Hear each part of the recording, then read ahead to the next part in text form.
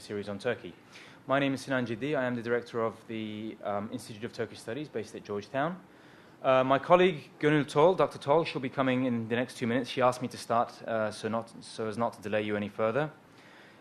This is largely building on the joint conference that we did back in the end of June. Both Gönül and I discussed the fact that it would be interesting to carry on the themes and topics which have come to typify Turkey and Turkish foreign policy, Turkish domestic politics, and to provide the Washington audience with an ongoing lecture series which has been boggling the minds of analysts across this city. So this is the very first of our programs, and we do have 2 or 3 more lectures in the series coming up, and you will be receiving information about that in due course if you are a subscriber to either the MEI or either to the ITS mailing list. But that is all I'm going to say on that. Today we are pleased to have Dr. Ayşe Zarakol, former assistant professor of politics at Washington and Lee University in Lexington, Virginia. Dr. Zarakol is currently an international affairs fellow at the Council on Foreign Relations, and next year she will start as an assistant professor in international relations at Cambridge University. Today she will talk with us about her most recent work, which examines historical similarities between the development trajectories of Turkey and Thailand and how those trajectories were shaped by the international system. She is also the author of After Defeat, How the East Learned to Live with the West by Cambridge University Press, which has also been published with a Turkish version.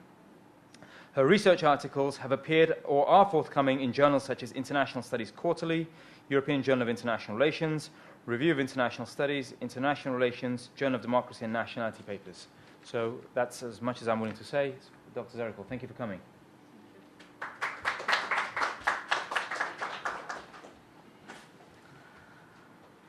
Hello.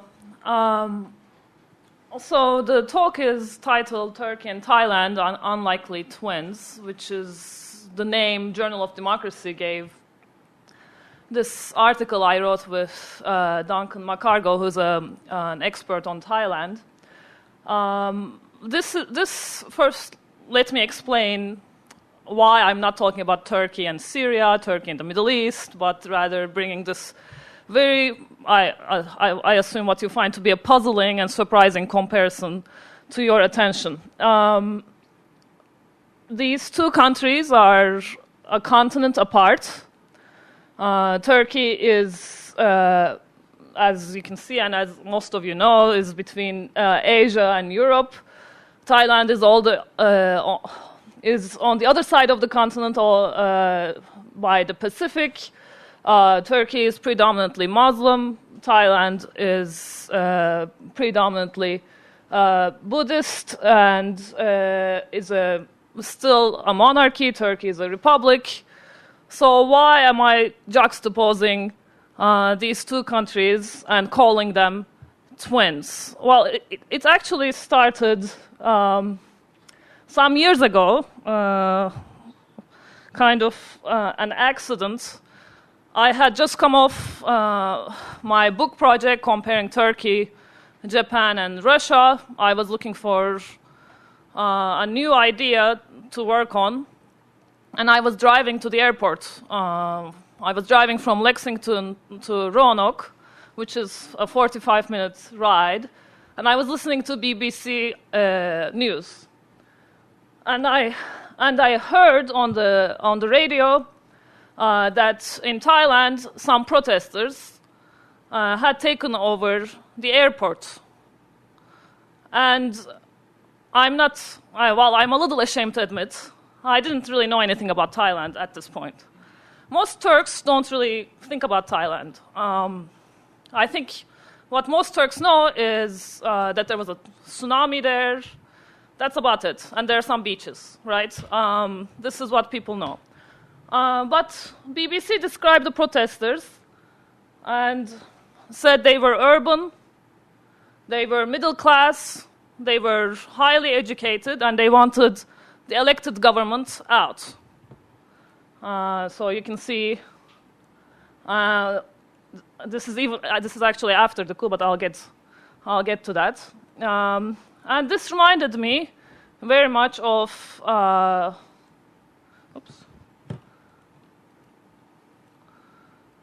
of similar protests in Turkey about a year ago, in 2007, when urban, middle-class, highly educated voters had taken to the streets in major cities and expressed their displeasure with the elected government. Now, there's some debate as to whether protesters were pro or anti-democracy, but at least some of the protesters, we can say, had become disillusioned with the electoral process that had brought the AKP government to power, and maybe were open to various interventions in that electoral process. This is somewhat surprising, this juxtaposition, the fact that urban, middle-class, educated voters were acting in somewhat anti-democratic, acting with somewhat anti-democratic motives is surprising in the political science literature, because the middle class is supposed to be, pro-democracy. That's the general idea. That's the expectation. So it is a puzzle. The fact that it was happening in two different countries that seem to share very little was another puzzle. So I thought, let me, read a little bit about Thailand. Maybe there is something here that can shed light on what's going on in Turkey and vice versa. And once I started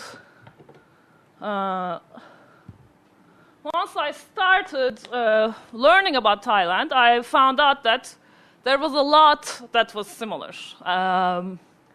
It begins with the similarity between these urban, educated middle-class protesters. They are called yellow shirts in Thailand, and they may be called, they don't really have a name in Turkey, but secularists or the Kemalists, right? Although it's a broader group than that, protesting these highly charismatic politicians, the first in a long time, if ever, to head majoritarian governments,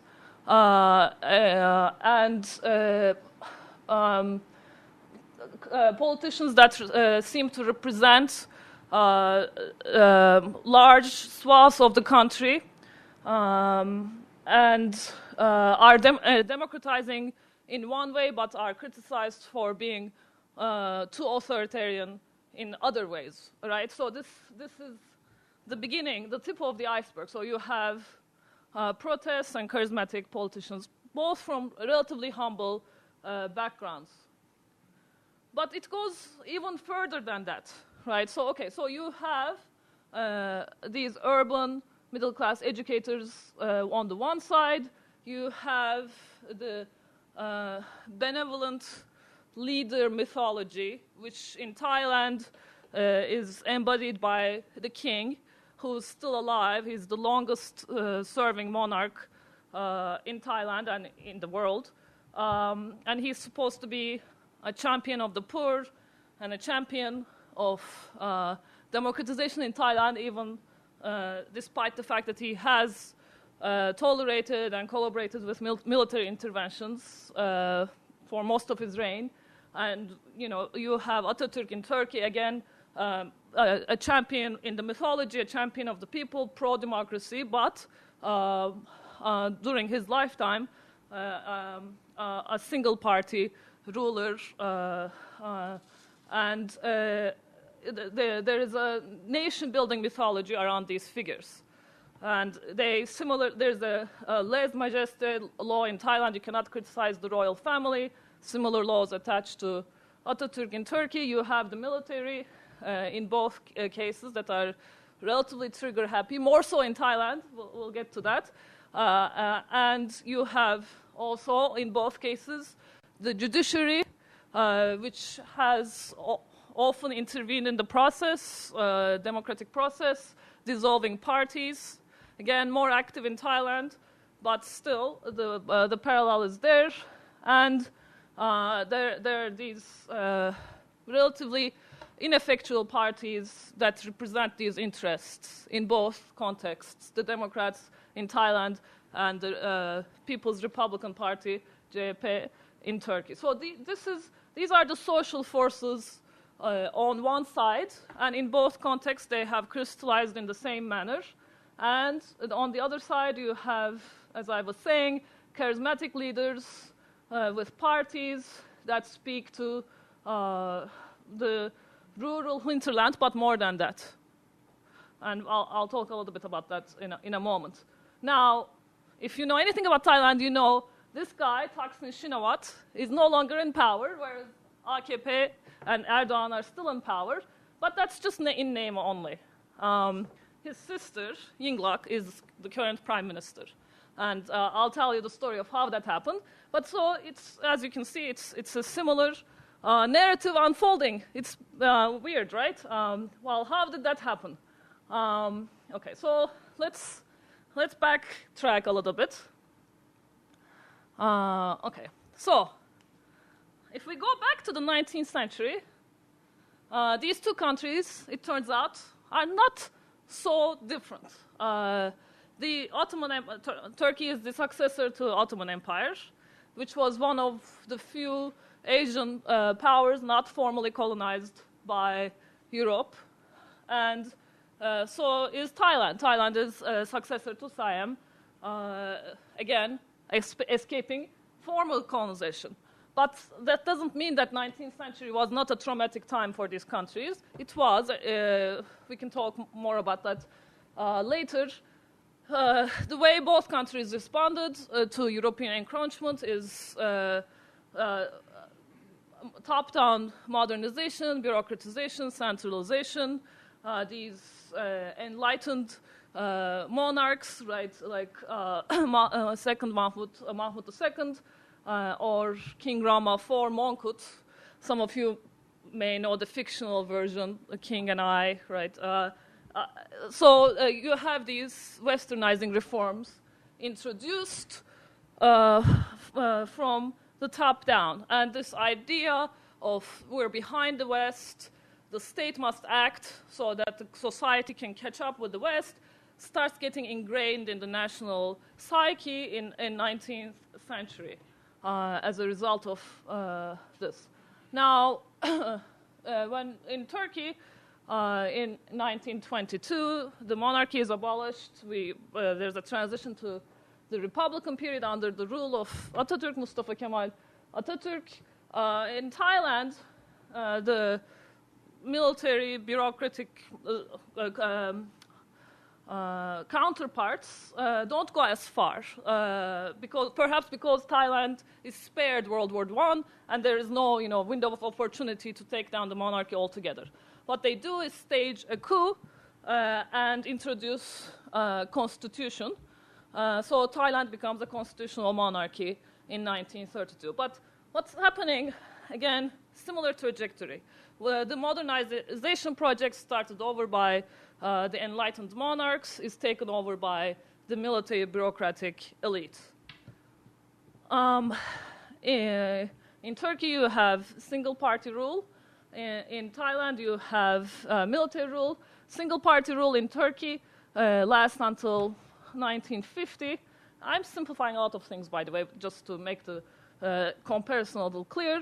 In Thailand, the military rule lasts at least until 1973, when there's this student uprising that ends the military government, officially ends the military government.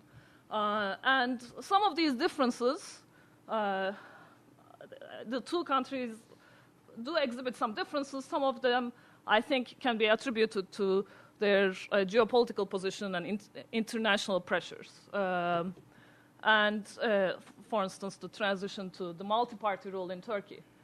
Now, when the single-party rule ends officially in Turkey, or the military rule ends officially in Thailand, doesn't mean these two countries become democracies. They actually experience, once again, a similar trajectory of electoral politics interrupted by military interventions. The military intervenes to set the country back on track, right? In both cases, the justifications are similar. In Thailand, the military interventions are much more frequent. Okay, so by the time we come to 1980s, there has been the frequency of military coups has decreased in both cases, but there isn't really political stability. You have revolving door of coalitions, right? In both political systems are producing these fractured political parties. Nobody gets enough votes to rule by themselves. And this, well, by the time the century is ending, in Turkey you have the 1999 earthquake. In Thailand you have the Asian financial crisis. So the stage is set, right? There's been a traumatic event in both contexts that will usher in the new era. Okay. Now, if we have to summarize the political trajectory of both countries, you could say, especially after the official end of single party or military rule, the open authoritarian rule, what you have is contested elections with military interruptions, what's sometimes called a tutelage regime, right? The politicians have some power, especially locally, or in matters that don't really matter, that are not that important. But the military, the bureaucracy makes the important decisions.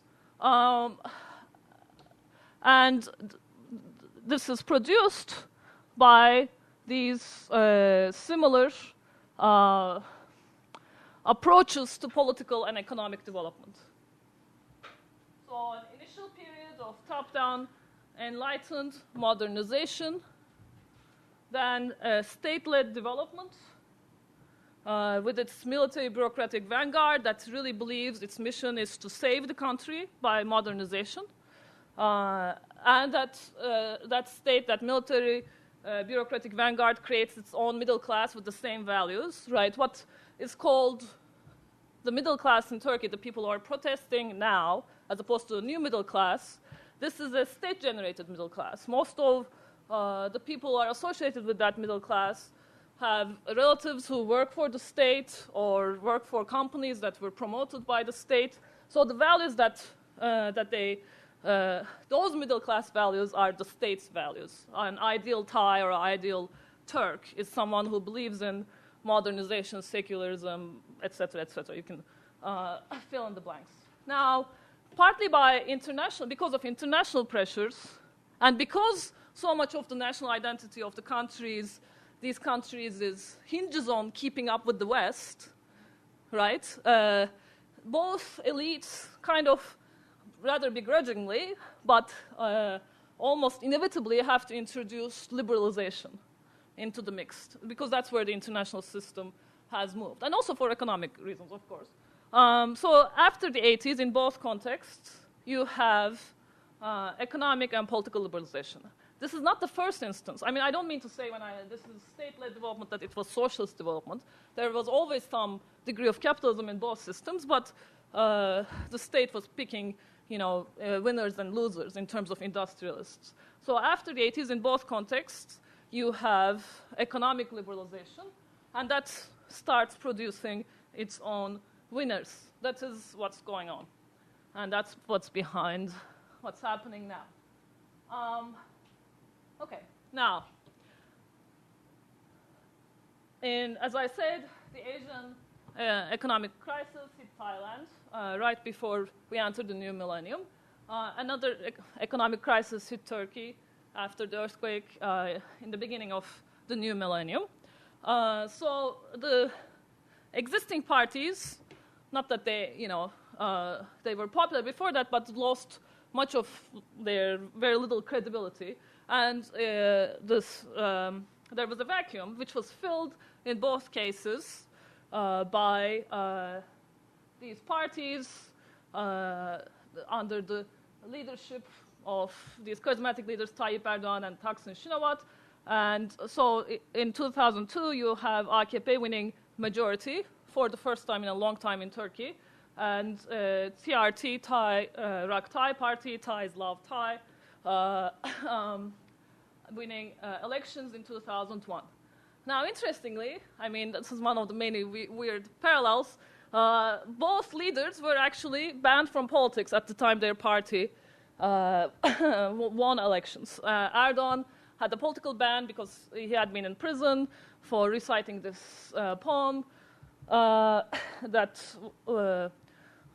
he was found guilty of inciting Islamic hatred or something. I can't remember the official charge, but Taksin was found guilty of corruption. So they both had political bans, and we can talk about this more in the Q&A, but the specter of corruption plays the same role as specter of Islamism plays in Turkish politics, in the sense that there is perhaps a kernel of truth in there, but it's really used in a very political way, right? The accusation. So, of course, once they won, their bans were lifted, and Taksin was in power rather unproblematically until 2005, when there were another general election, and then TRT again won in a landslide. And this is when this scandal broke out, and he sold his shares in this telecommunications company Shincorp to Singapore, and then was accused of being a traitor and selling the country's interests to foreigners, all these things. And there were all these mass rallies. This is the first formation of the yellow shirts. They wanted to get Taksin out of office. They were some of them openly calling for military intervention, which did happen in 2006. The monarchy said that it kind of signaled that they were okay with this intervention, the military intervention.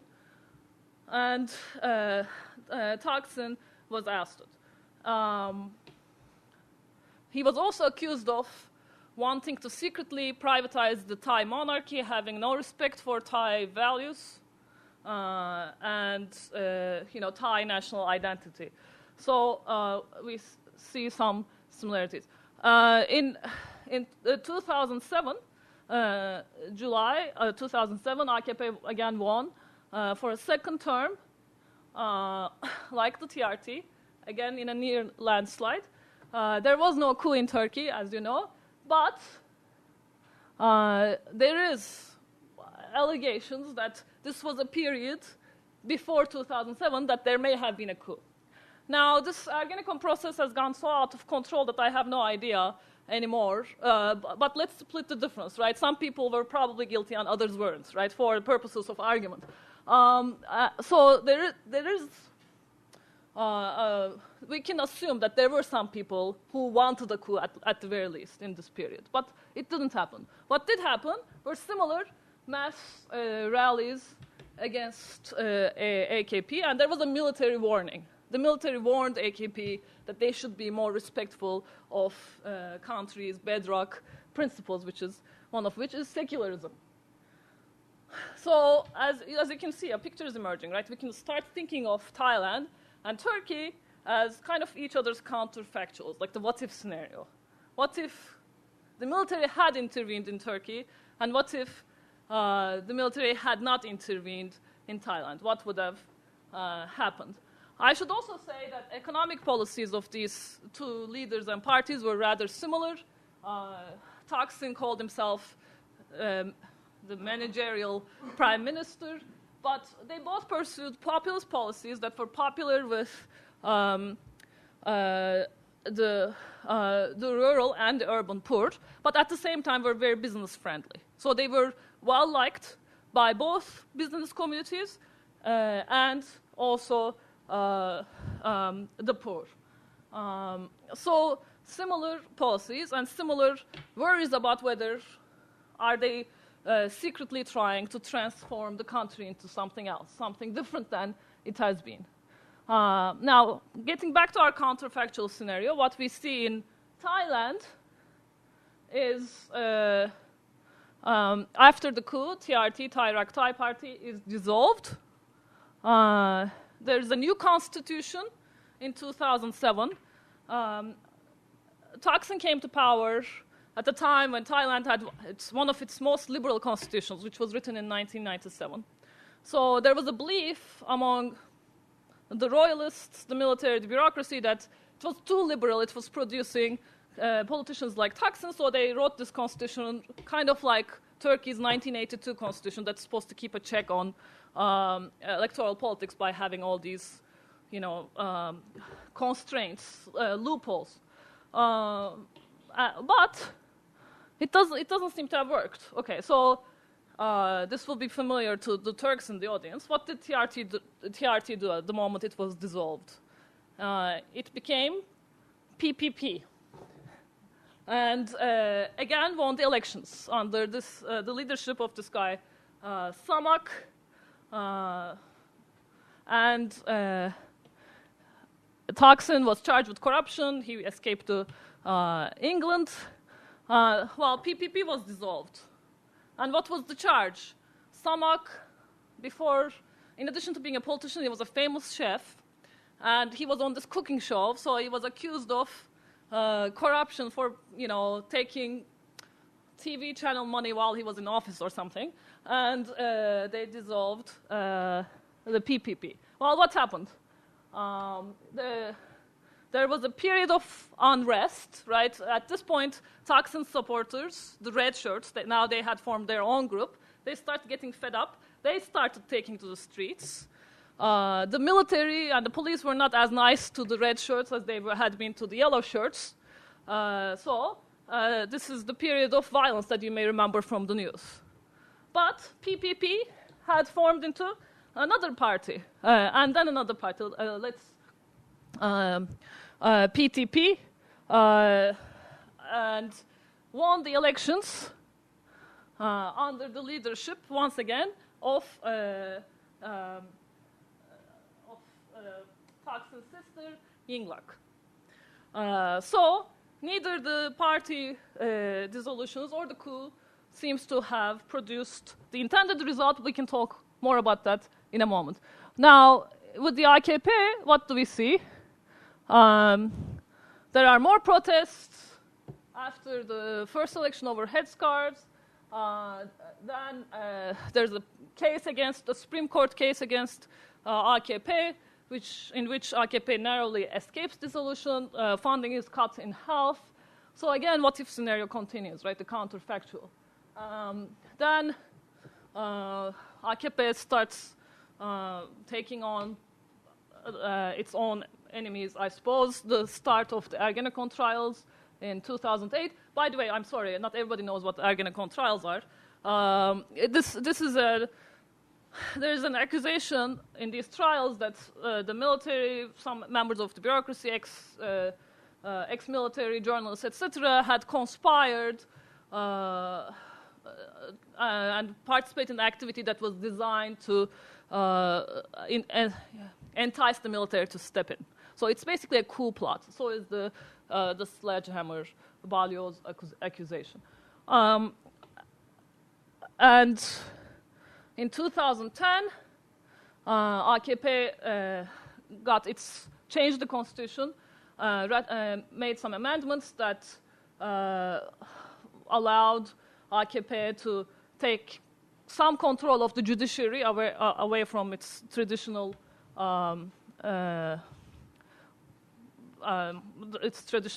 participants, and then won the elections roughly around the same time as PTP in June 2011 with almost half of the vote. So maybe different route, but the stories kind of end in the same way. Now, what sort of lessons, what's the point of this comparison? What sort of lessons can we draw from looking at Thailand and Turkey together. And I have to say, even though I started this as like, as a side project, this has grown beyond my, wildest intentions. And, I met the only other person who had thought of this comparison as my counterpart in Thai studies at a conference, and then we decided to, make the project much larger. So I'm happy to talk about any aspect of this comparison, but I'm going to just tease out a few things for you now. And if there's anything that catches your eye that you want me to talk more about, I'm happy to do so.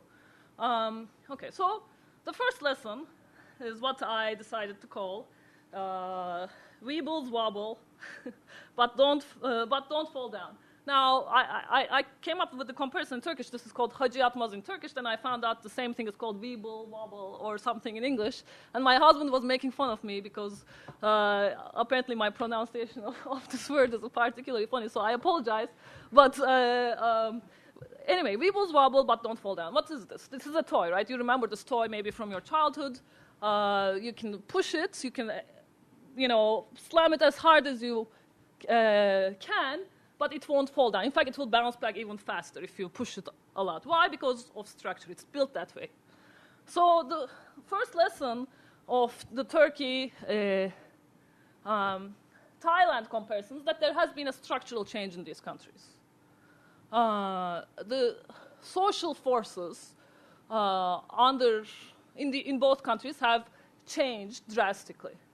And the reason why certain things that used to work in the past are not working is because there are these new actors on the scene. So you can push as much as you can, but the leaders like Taksin and Tayyip Erdogan are going to stand back up, or like some other variation of them, right? Doesn't matter if it's Taksin or Yingluck, because there's a real structural change. You have these new actors in Thailand, they're called urban villagers. You could say the same thing in Turkey, Gecekondu folk, etc., but it's more than that, right? It's not just villagers who are now in the cities. It's also villages that have now become cities, right? People who want to participate in the system. And of course, this is a very old tension in both countries. The center-periphery divide goes back all the way to the 19th century. This battle has been fought over and over again. For the last 2 centuries, perhaps. But now, the periphery is no longer content being left alone or being the periphery. It wants to be in the center, partly because of economic realities, partly because the world has changed. And this is why the systems in these countries are no longer able to hold these groups out, right? So, coups. They used to work relatively well, if you were into that sort of thing. Now they don't, they're not producing the results that they're intended to produce. So the best example is Thailand. I mean, what happened in Thailand? They got a prettier version of their prime minister. That's hardly worth,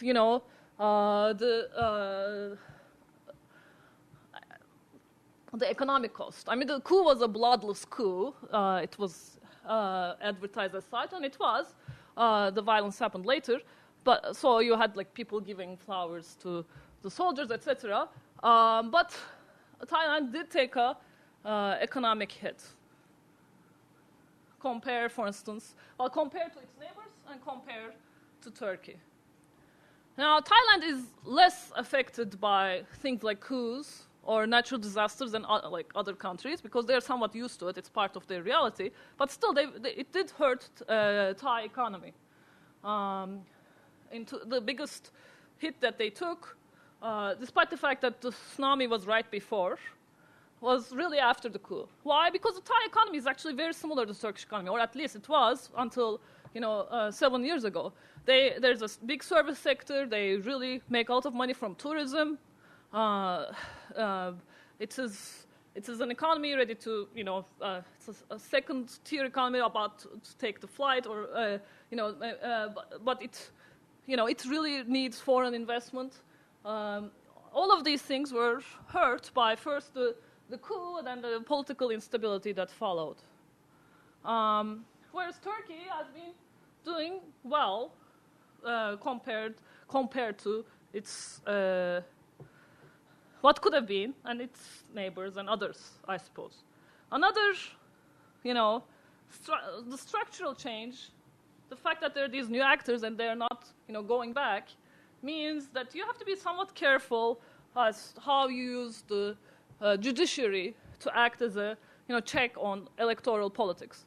Both countries, both Thailand and Turkey, have a long tradition of the courts getting very involved in the political business, dissolving parties.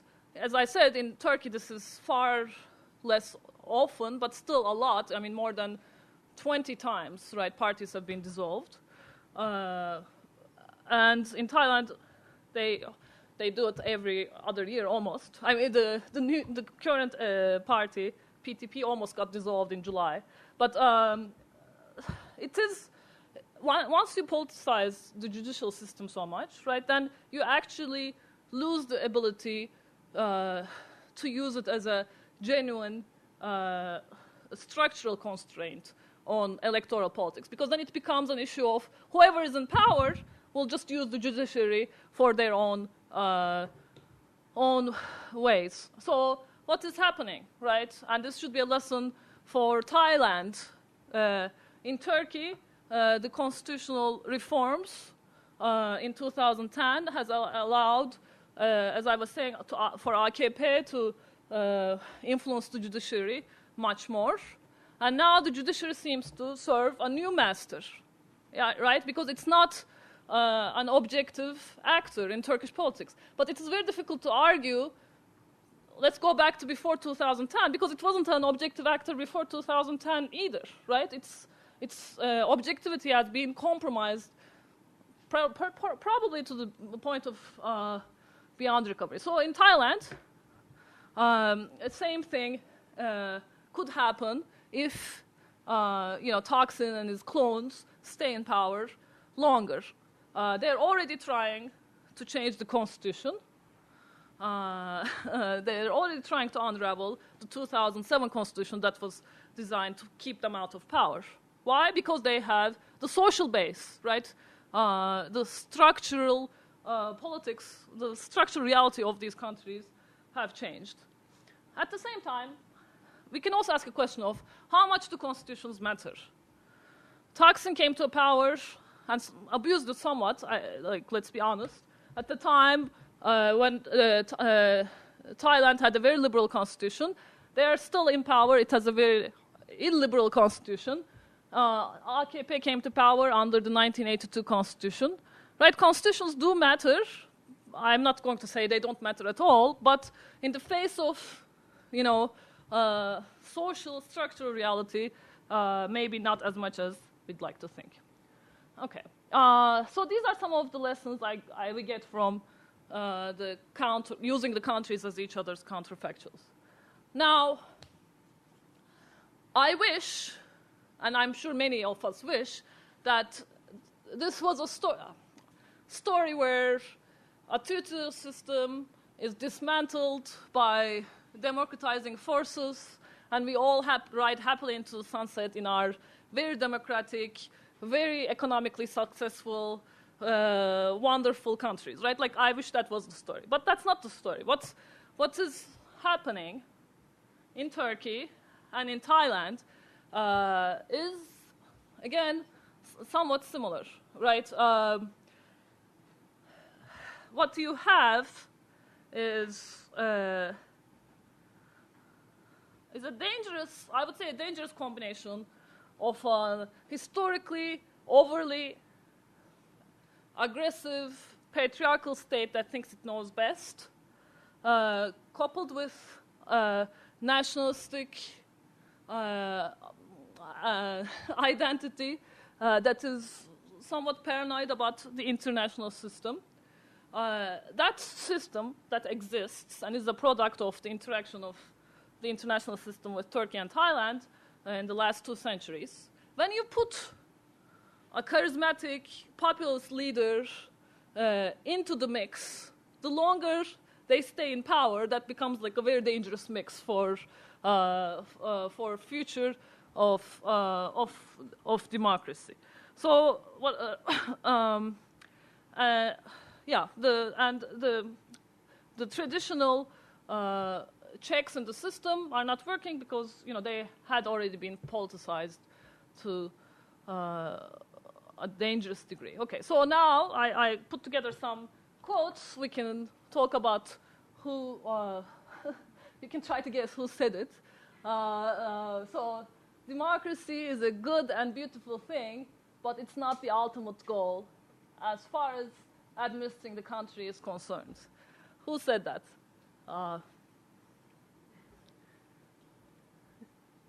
It could, it could be either of them. It was Taksin. He said democracy is a vehicle.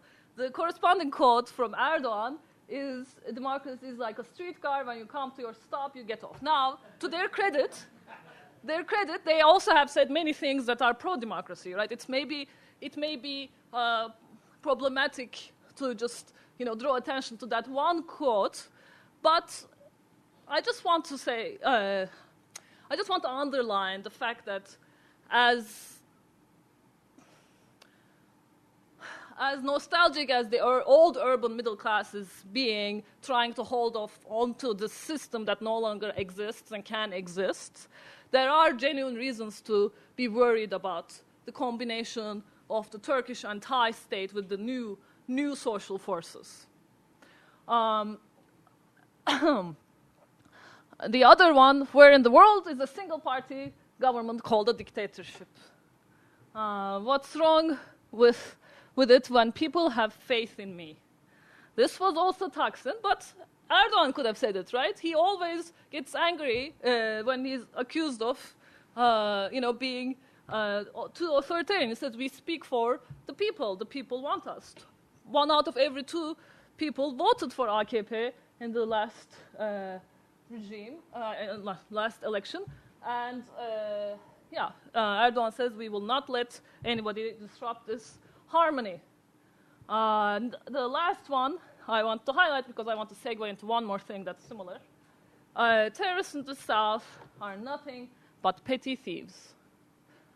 Well, again, Taksin said this, but Erdogan could have said it too. He said, in response to the Uludere massacre, where these smugglers were accidentally killed by the Turkish military, 34 of them, he said people should not portray border smuggling as a legitimate activity.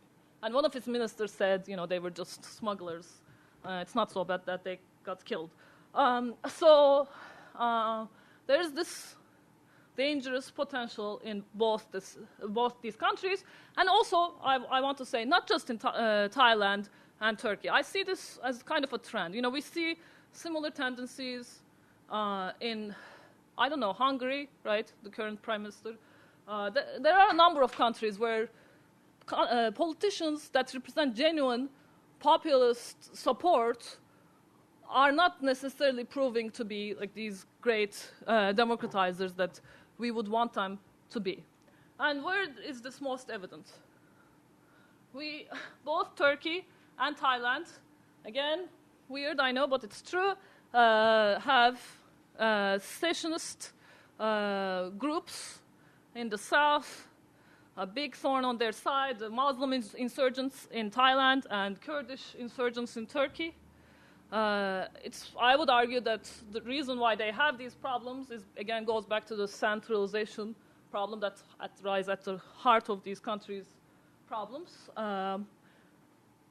The Turkish state nor the Thai state has never known how to deal with this problem in a way, at least, that would make it go away. And we see both Erdogan and TRT and its clones, AKP and TRT and its clones, repeating some of the very same mistakes as they, start taking more and more the character of the states that they're now starting to control. So again, the problems perhaps are structural rather than tied to any one individual or group.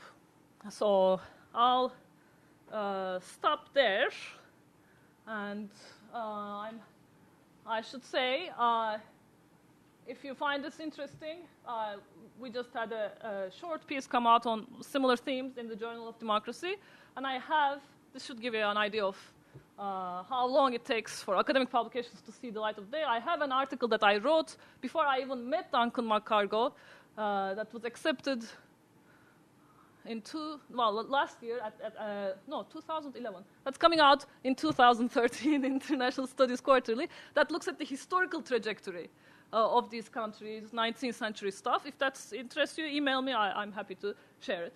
And if you say, oh, I like these weird comparisons, buy my book. It compares Turkey, Japan, and Russia. And now I'm happy to take any questions you may have about any aspect of this comparison.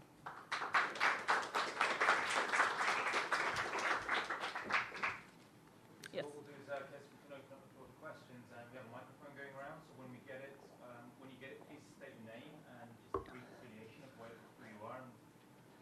But if I can just, on behalf of Dr. Toll and myself, use the position of the chair here and ask you one short question, which is to state that thank you for the very intricate comparativist approach to looking at this in a really fresh light. It's very nice to see it down in Washington, where we're used to just demanding, what's going on, who's doing what, and so a theoretical perspective is not always useless, and it's very welcome from an academic standpoint of view. So thank you for that. The question I had was one key factor. I think when you look at driving forces of democratization from a Turkish standpoint of view, in your presentation, which I very much am in agreement with, is an external perspective, which also constrains the hand of the AKP, as well as facilitates what they've done in the last 10 years, which is the perspective of Europeanization. Mm-hmm. Much of the approaches of what the AKP has initiated between 2002 and 2004 in terms of liberalizing the Turkish political system stemmed from an external trajectory, which was in order to pursue EU membership required certain conformity laws, changes in implementation of laws, a change in bureaucratic state mindset, which was driven home by the European Union, something that Turkey had to do. Now that's fallen behind, but is there anything similar on the Thai aspect? Is there an external driving force in name or in substance as a democratizing agenda? Thank you. There isn't, and I think that's why, and historically, there's been much, maybe it isn't right to say, there isn't anything comparable to the EU. There is the concern of, keeping up with the international system.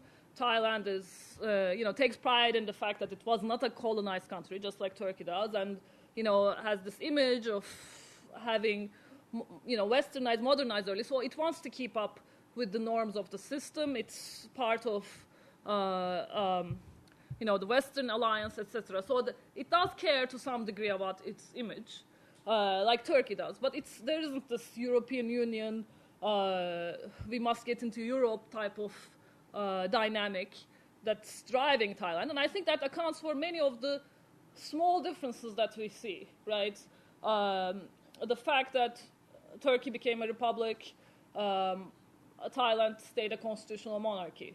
The fact that Turkey transitioned into a multi-party system when it did, Thailand stayed under military rule. The fact that military interventions have been much more frequent in Thailand and less frequent in Turkey could be to some degree attributed to the fact that Thailand doesn't feel the watchful eye of, the Thai military or the monarchy. They don't feel the watchful eye of Europe. Or what will they think if we do another military intervention? So I think that does explain some of the differences.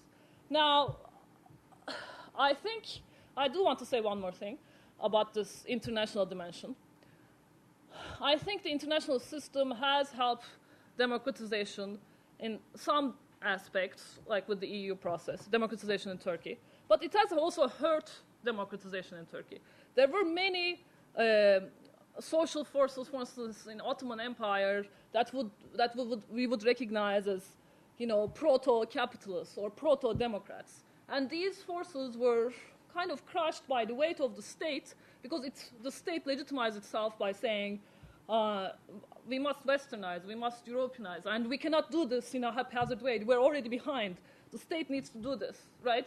And so the focus on the international system has helped at times and has hurt at times. I see the Turkish bureaucratic, the state, really, the Turkish Leviathan as a product of the international system as much as I see the various democratizing reforms to be. Thank you, Professor. Thank you, Professor. My name is Mehmet Güldalı. I'm from Georgetown University. I'm a graduate student. Well, thank you for elaborating two different parties in two different continents.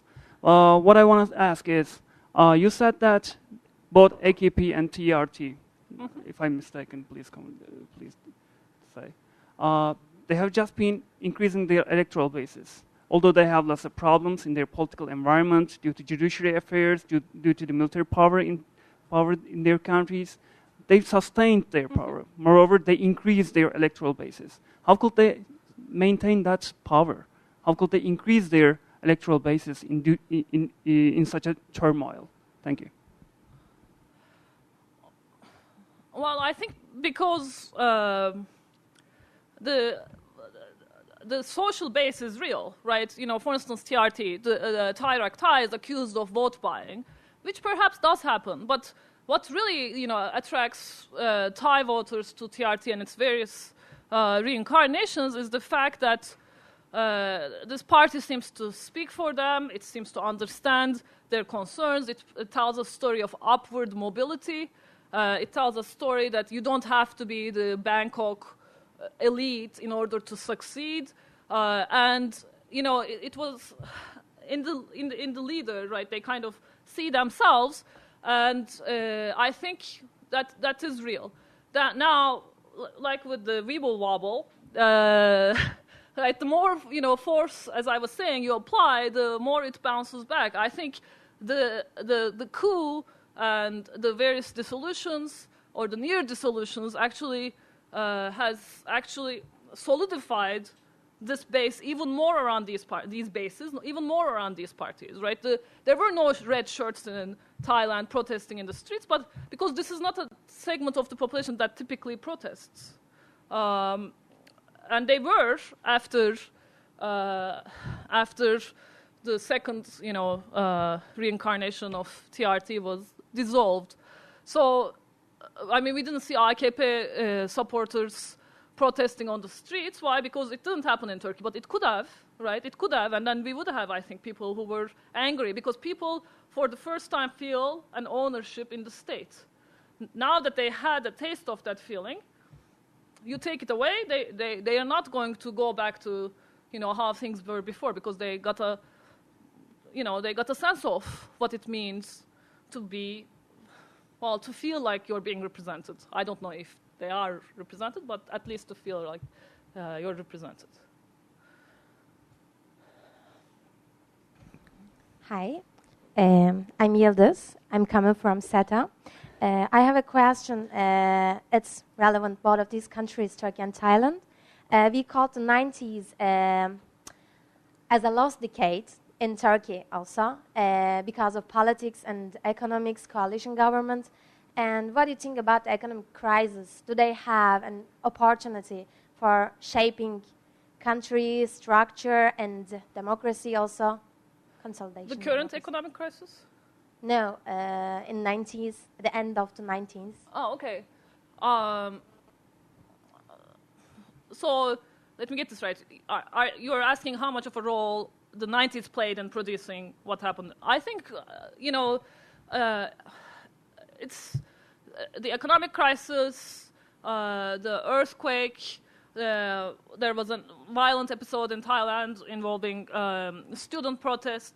These types of events were really, hurt the, as I was saying, the credibility of the existing system. So people were looking for something new.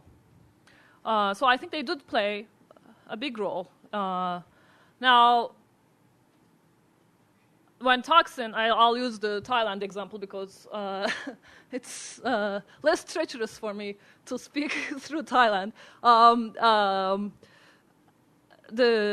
When Thaksin was in power, there was the tsunami. This was right before the election. Actually, he was losing votes. He wasn't doing as well before the tsunami. After the tsunami, his popularity, skyrocketed. He won again in 2005. So it doesn't mean that every time there is a crisis, the next guy is going to come in. It also depends on how you handle it. I think the economic crisis and other crises in Turkey and Thailand kind of show the signs of aging, right? That it already existed. It's not that people are just like, oh, there's a crisis, I'll just get somebody else. I think it matters what came before. Yeah.